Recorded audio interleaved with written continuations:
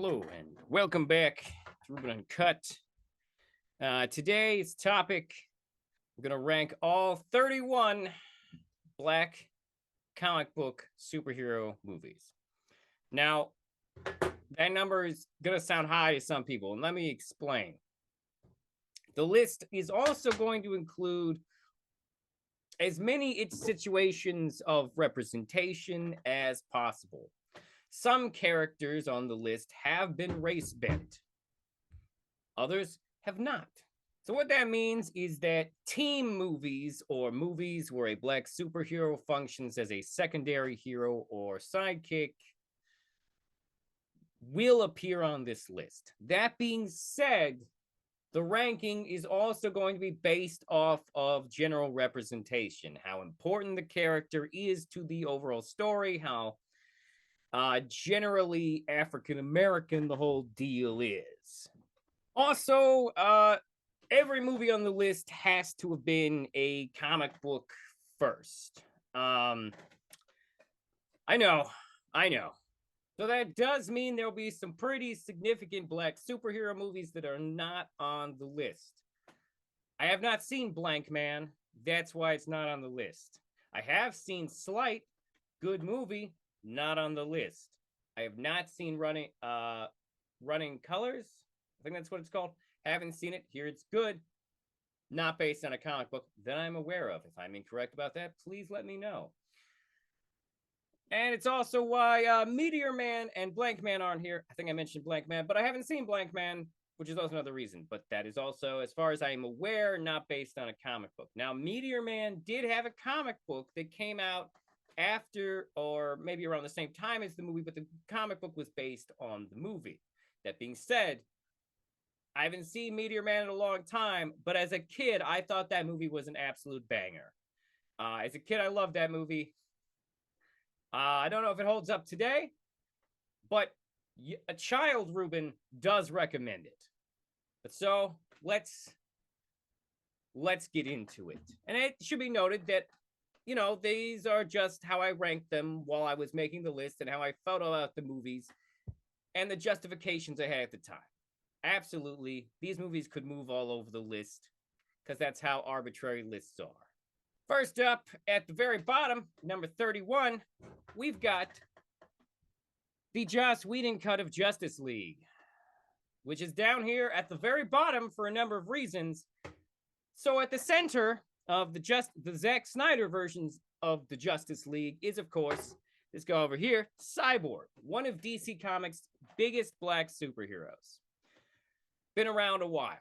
That being said, Whedon's version of this character and everything Whedon has said about the actor, it deeply implies that Whedon was really trying to fuck him over. Every single one of Cyborg's best scenes are in the Snyder cut. Every single one of his scenes in the Whedon cut is trash. Not only that, but Whedon did this weird, even weirder, probably racist thing where he cut out the Nubian and Asian armies from the sequence of the history lesson where Wonder Woman says all the armies of the world join forces to fight Darkseid.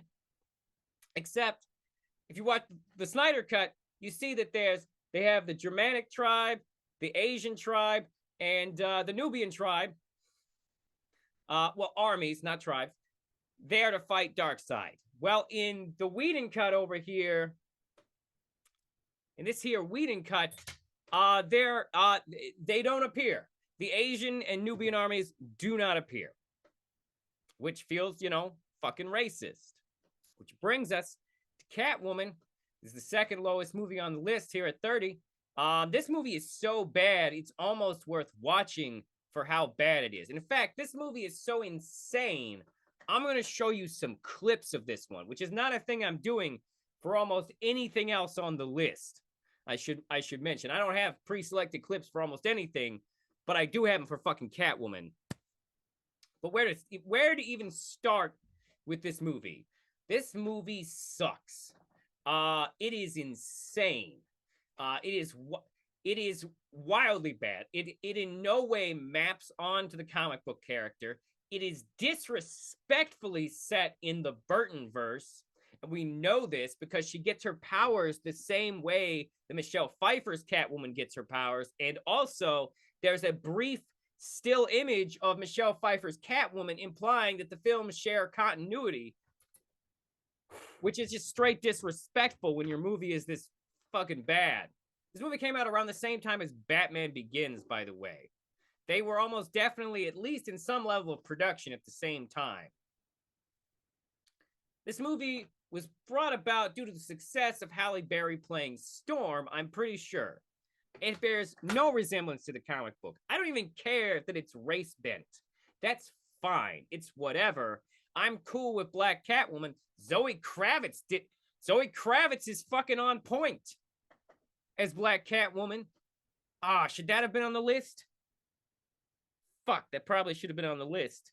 I wasn't thinking about it because the Batman belongs on this list because Zoe Kravitz is Catwoman, but I'm not going to add it now. Because I've already recorded this video one time because I realized I left out a bunch of movies. I'm not going to put the Batman in here, but just know that Zoe Kravitz killed it as Catwoman and was written way better than Halle Berry's Catwoman. But I also told you I had clips. Now, there's long been a conspiratorial rumor that after a black actor or a woman actor, or sometimes just an actor, wins an Oscar, Hollywood will then make a movie to essentially humiliate them. And I gotta be honest, Catwoman, which was made after Halle Berry won an Oscar, feels like that fucking movie. Feels like the movie made to humiliate her. And you'll understand why when we watch this clip. You know, this really isn't your problem. I don't even know why I'm here, so... It's all right. Tell me, please. No, really, I'm late for work. I'm sorry. I shouldn't even... You should come back anytime. I'm always here.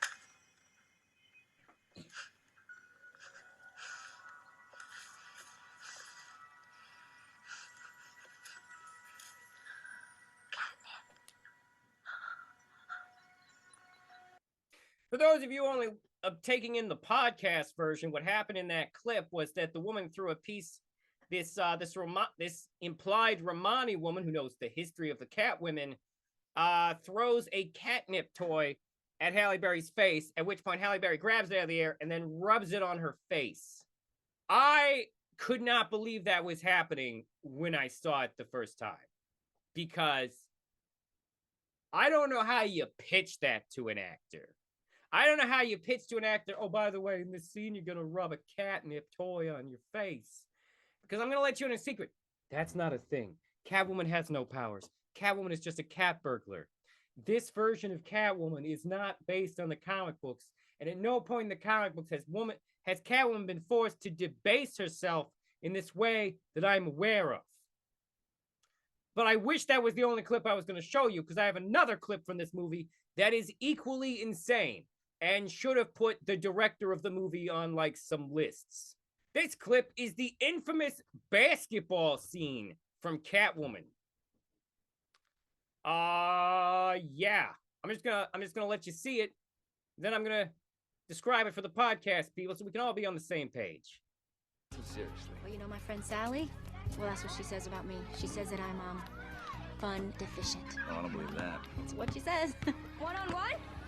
Who? Me and her? Yeah, come on! You want to do this? Oh.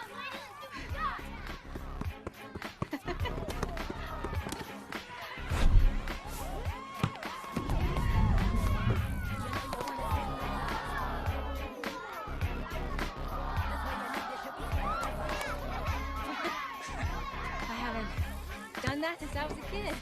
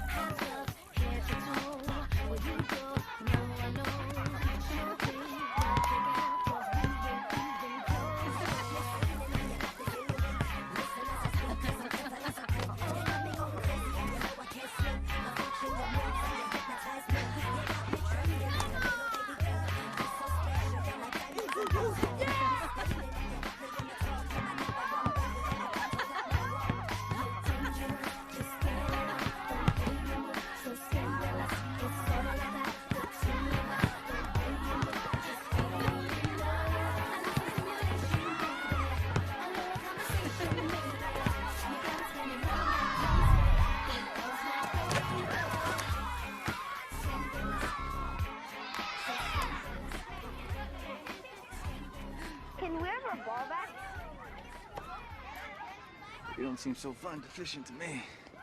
Now, let's look beyond the fact that the editing in that video, in that clip, is trash, and let's actually talk about what's happening in the scene. Well, what's happening in the scene is that a bunch of 12-year-olds just encouraged Catwoman and her male love interest to play sexy foreplay basketball for all of them.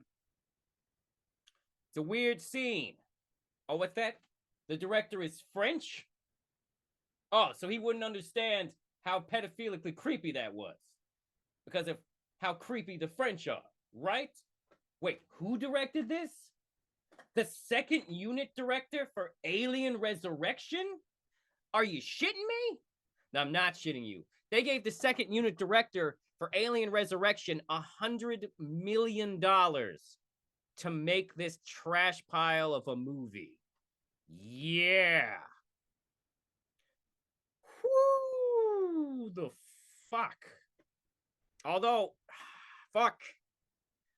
That movie made me realize I forgot to put Madam Web on the list. Madam Web does have a black spider girl in it. You know what? I'm just gonna say that you can assume that that movie does not interrupt the top 10. You know, I'll just let you know that. And the reason that clip reminded me of Madam Web is because they both feature that song "Scandalous." And now that I'm saying that out loud, I can only be like, wait a minute.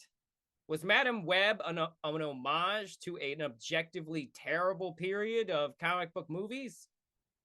Which would put it in line with Wonder Woman 84, which is also, while a much better movie than Catwoman, an homage to objectively bad comic book movies like Superman 3. I actually enjoy Superman 3, but not because it's good. Let's get back to the list. Next up, we got Fant-Four-Stick. I'm sorry, it's Fantastic Four, but like with questionable graphic design. This movie gets on the list because it features Black Human Torch, which is honestly the least of the movie's problems. This film was intervened on by the studios at Fox when they realized the director was trying to make a Fantastic Four body horror film, and that is not what Fox wanted.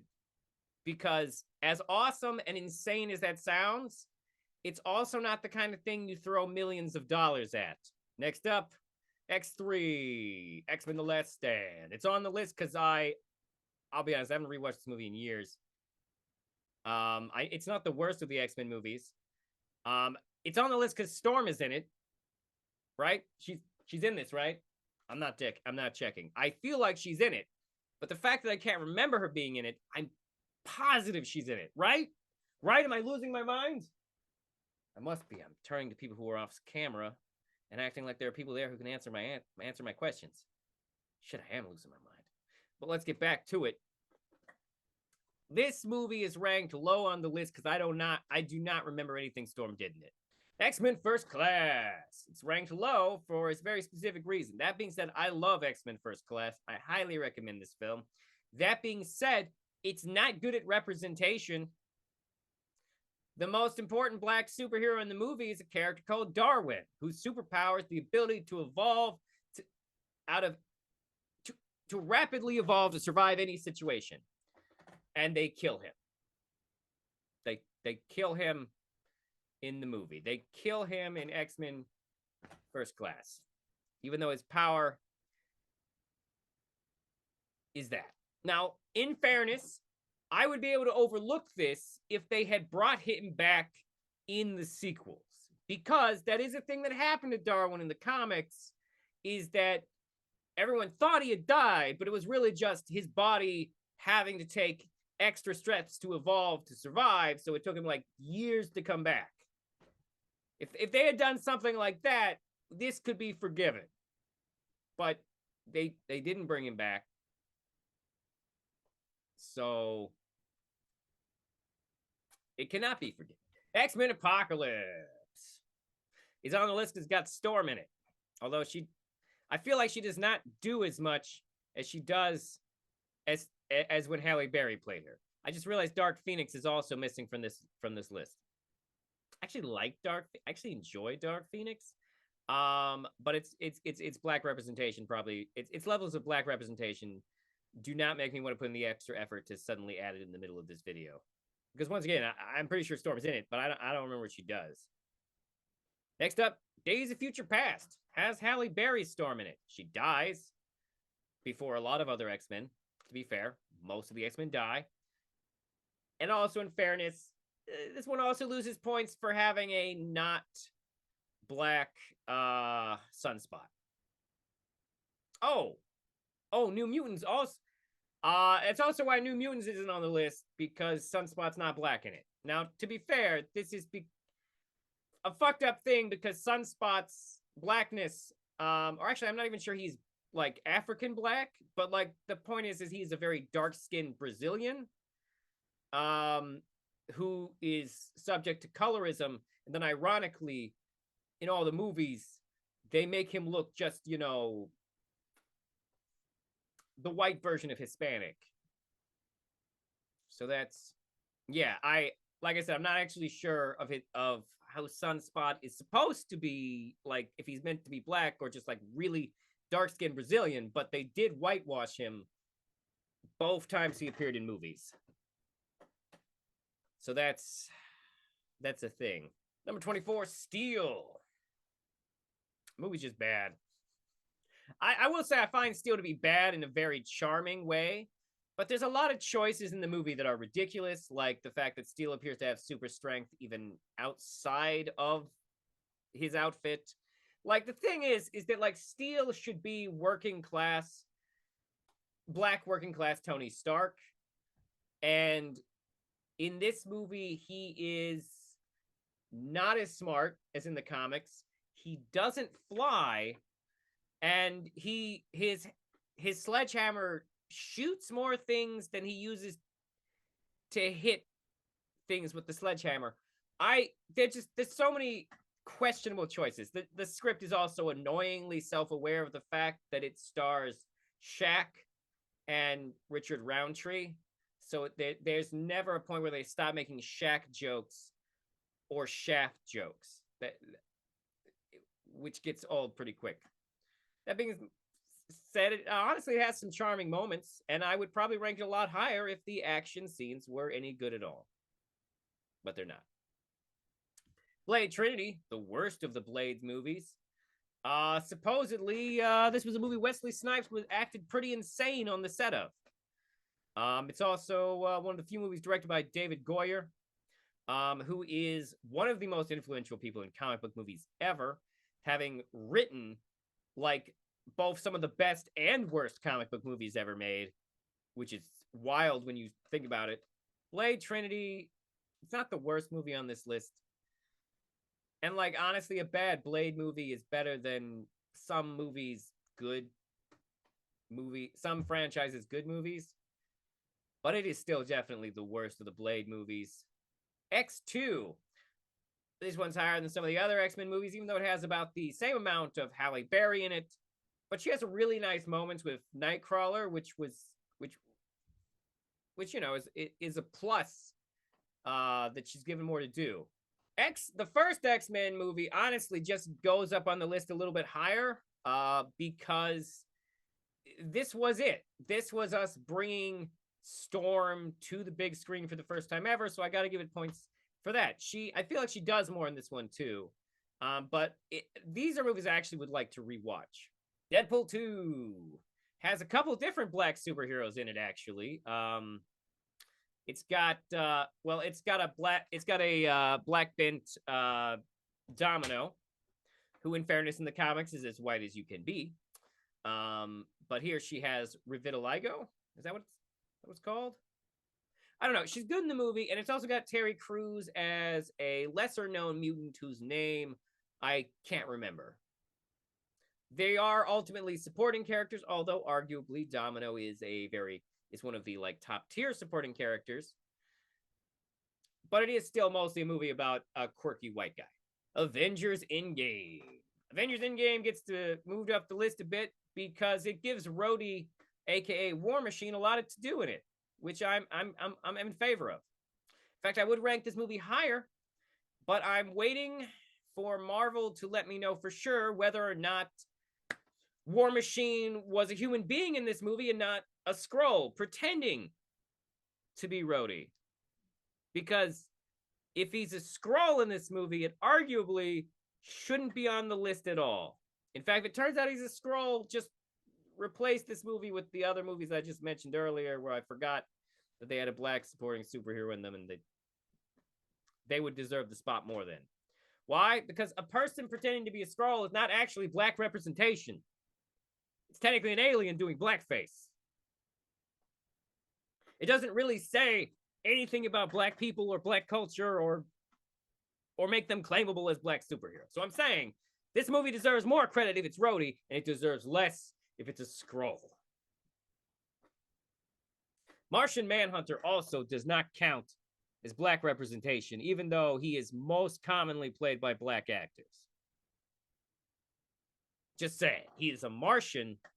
He doesn't really represent the black experience. He represents someone pretending to be black experience. Iron Man 2. I didn't put Iron Man 3 on the list, even though Rhodey is also in that one. But I felt like Rhodey was more essential to this movie. To be fair, it's at number 18 because he is largely just a sidekick / supporting character. You know how it be. Just the way it is. That being said, he is one of the bigger characters in the movie. And we're coming to the Avengers. And I know what you're thinking. Ruben, Nick Fury should count more. To which I would say, should he? Because it's worth noting that he's not actually a member of the Avengers. He's honestly just cinema's most important support black character.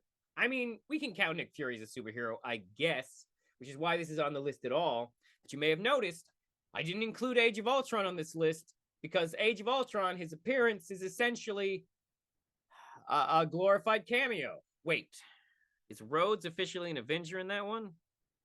Oh, shit. Should Captain America 3 be on here? Captain America 3 should be on this list. Where I talked about in-game, imagine that was me talking about Captain America 3. Because of Rhodey in the movie. Rhodey's not in this one, though. I'm pretty sure. Suicide Squad. 2 main black characters. We got Amanda Waller, cast and played excellently, I might say. And then, of course, we got Will Smith as race-bent Deadshot. And honestly, I thought he did a good job. I mean, sure, does it mean we couldn't have done a movie where Floyd Lawton infiltrates a white supremacist group because he's not white? I mean, sure, but that's a single-issue story. I don't really know if it'd be ideal for converting to movies. But the movie does basically star Will Smith, and he does a great job. A lot of people hate this movie, and I understand. It's very flawed. That being said, I really enjoy it. I think that Will Smith and Viola Davis do a fantastic job in it. Amanda Waller is one of the most iconic DC black characters, so, it belongs on the list. Avengers Infinity War is on the list, primarily because it contains Black Panther and Rhodey, who have some pretty badass action moments. Although, to be fair, this movie would lose points if it turns out Rhodey was a Skrull. All right, next up we have The Suicide Squad, which stars Idris Elba. Idris Elba's character is arguably easily the main character. He is the most likable and whatnot. I mean, this is really more of an ensemble picture, but at the end of the day, he's kind of the hero of the whole deal. Of course, also features Amanda Waller. The Marvels, which is a fun, if not spectacular, little movie. But it's got that black Captain Marvel, and of course, it also has Nick Fury, so, extra points there. This is some solid representation. It's weird they never call her Captain Marvel in the movie. In the comic book, she is called Captain Marvel. But I guess at a certain point, they were like, this is too many people named Marvel. Although the movie is called The Marvels. So it raises questions, It's not incredible, but honestly, it's an overhated, decent little movie. Zack Snyder's Justice League is on here because Ray Fisher truly is the heart and soul of this movie as Cyborg. It is an incredible live-action presentation of Cyborg. If you don't think the Cyborg in this is good, I don't even know what you look for in a movie. I love everything about this movie, but his performance and character arc stand out to me, having some of the most powerful moments in the film. It's not ranked higher because at the end of the day, it is a ensemble team movie. Number 11, Spawn. Actually pretty significant black superhero. One of the most significant black superheroes of all time, actually. It's too bad the movie's only kind of okay and would probably be a waste of time for anyone who wasn't already invested in Spawn. It also has not aged greatly in a number of key areas. That being said, out of the black superhero movies that came out the year it was released, actually, out of the major comic book superhero movies released that year, it was the best one. Spawn was definitely better than Steel and Batman and Robin. Better than both those movies. Still hasn't aged particularly well. Next up, Men in Black 2. That's right. Men in Black's based on a comic book series originally published by a comic book company called Malibu. Fun fact about Malibu, Malibu was published by Malibu was one of a number of comic book companies owned by the same guy who was maybe not on the up and up. Men in Black also is an excellent argument for race bending because in the comic book, both the main characters were white. That being said, Will Smith easily made this movie series iconic. Oh, I guess actually, you know what? I won't say I could have put Men in Black International on this movie because I've never seen it. Am I now also realizing maybe I should have included some Thor movies on this list because of Valkyrie's character? I am. That has just occurred to me. They wouldn't be in the top 10, so fuck it. What's funny is actually before this, I recorded this. I was like, you know what? I'm not going to half-ass this. I got to think hard about it, and I got to make sure I get all the movies on the list with these criteria. Well, I still fucked it up. I'm sorry. My deepest apologies to black people who deserved me to be more professional about this. We're going to move on. Men in Black 3. That's right. I think Men in Black 3 is better than Men in Black 2.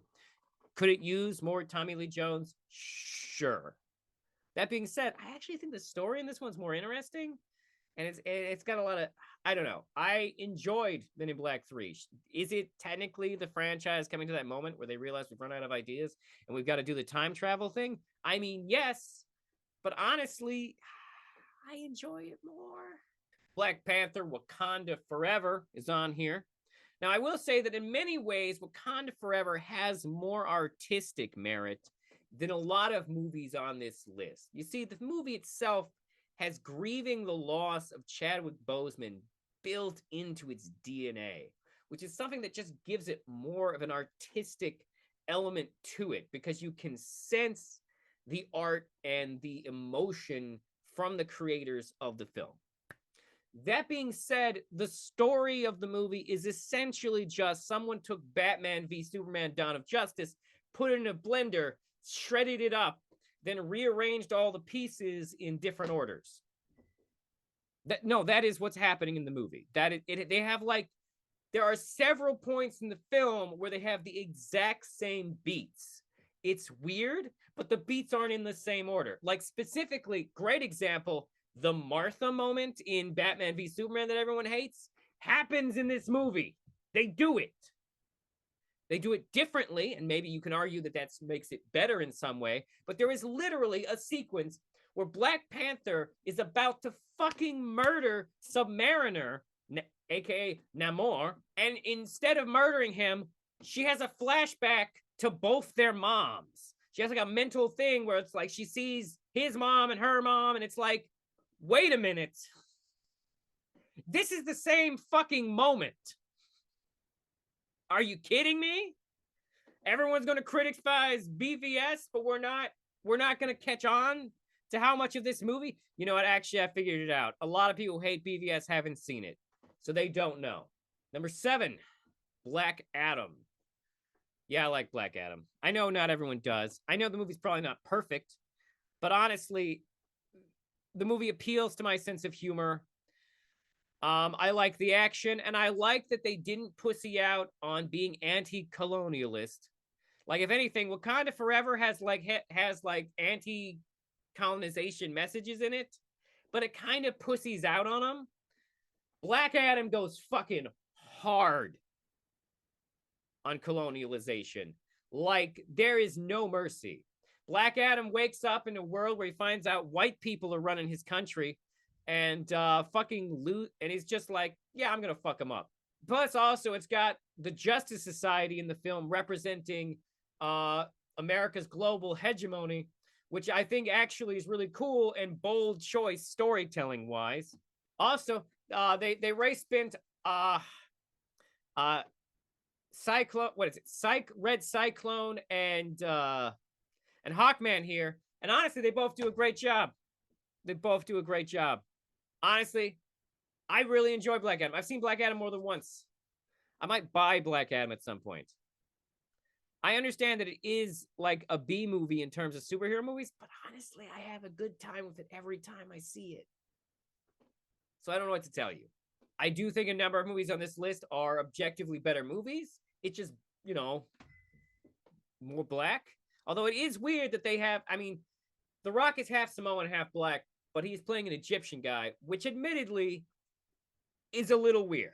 The first Men in Black, number 6 here, because Men in Black is a classic. Like, it is honestly a comedy classic. It is like one of the, I haven't rewatched it in a little bit, but I do consider it one of the great comedy films of its time. Number 5, Blade. Arguably the movie that got the Marvel ball rolling and started us into a new generation of superhero movies. It is also, unironically, one of the best comic book superhero movies from the 90s. Now, to be fair, that's not saying a lot because its major competitions are, The Crow. The Crow and Batman Returns are its only real competition for that title. I might give it to The Crow as ultimately the best comic book superhero movie from the 90s. But I would give Blade it over Batman Returns. I'm sorry, Batman Return fans. I get it. You just love the taste of Tim Burton's dick. It's a unique flavor of dick, so I'm not holding it against you. Of course, number 4 has to be Blade 2. Which when I was younger, I thought wasn't as good as the first Blade, but upon rewatching them, it's like, oh no, Del Toro knows what he's doing. Blade 2 is the bomb. It's got great action. Also, features for Red Dwarf fans, if anyone watches the British sitcom Red Dwarf, it's got Danny John Jules, the guy who plays the cat in Red Dwarf, is in it. Honestly, Blade 2 is awesome. It's got dope action. It's the post-Matrix sequel to Blade, so it really steps up its game. It is peak Blade. Spider-Man Into the Spider-Verse is honestly one of the best animated superhero movies ever made. And it makes Miles Morales' journey great. When people hate on Miles Morales, I'm just like, how? Why? Why would you hate on this kid? It doesn't make sense to me, and the movies that star him are effing awesome. Number 2, Black Panther. The first Black Panther movie is genuinely fantastic. That being said, it does have some whack-ass CGI, which is ultimately the only thing holding it back on this list. Well, that and my absolute love for Across the Spider-Verse, which is one of the best theater experiences I've had. Not just because I was in a theater, but like, it's so rare that you sit down in a movie theater and then a movie just fucking grabs you and like sinks its nails into you and does not let go. Just does not let go until the movie is over. So yeah, no, I love Across the Spider-Verse. I actually think it takes everything that's great about Into the Spider-Verse and starts to ramp it up. Like, honestly, the only thing I can even hold against this movie is that it ends on a cliffhanger. But I can forgive that cliffhanger because I assume that it is a lead up to even more goodness in Beyond the Spider-Verse, which might be even better. Side note, Sony. have you considered letting uh have you considered letting the guys who make these movies run your Spider-Man stories? Have you considered it? Because like they seem to be the only people working for you right now that actually get this concept that is Spider-Man. So just a thought, maybe consider giving them more to do or letting them be in charge of it or something, okay? Well, everyone, there you go. That is my top 31 black comic book superhero movies. I did try to restrict the top 10 to movies that actually did star black superheroes. Like, even if you're the best support black superhero in a movie, I can't put you in the top 10. Because, there's a lot of black superheroes that, actually starred in their movies. I should say comic book character. I don't know. Do you consider the Men in Black superheroes? They're still on the list because those movies are fucking iconic, and I'm not taking them off. I'm also not adding Age of Ultron. I don't remember what War Machine did in that movie, or if he was in the.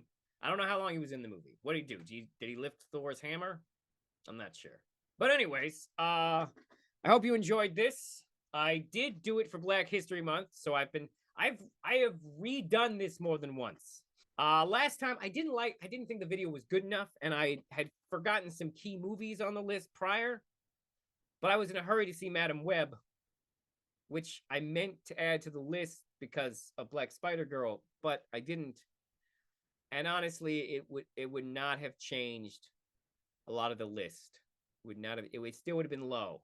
Still would have been pretty low. Still would have been pretty low on the list because the movie is campy B movie trash that's fun for some people and annoying for others. And also, she's like one of 3 Spider Girls, and the main character is still a very white woman. I've done a lot of explaining why movies are on this list through the video, and for that, I would like to apologize. It's not because I'm white, it's because I'm neurodiverse. Wait, no. Being neurodiverse should help me make lists. God damn it! Sorry, I apologize. Anyways, thank you for tuning in. I hope you got some entertainment out of this. Obviously, if there are any black creators out there making a list like this, defer to their list over mine, as I am not a judge. As obviously, I cannot represent any type of judgment of blackness for reasons I feel like I don't need to explain. Oh, unless you're listening to this on Spotify without video, and you've only now realized that I'm a white guy. I guess I would need to explain it to those people. My bad. Anyways, thank you for tuning in. If you enjoyed this, please like and subscribe on YouTube. Please follow on Spotify or wherever else you get your podcasts. And of course, always feel free to email the show at rubenuncut@gmail.com. Thank you. Have a wonderful whatever, wherever, however, whoever, whenever you are.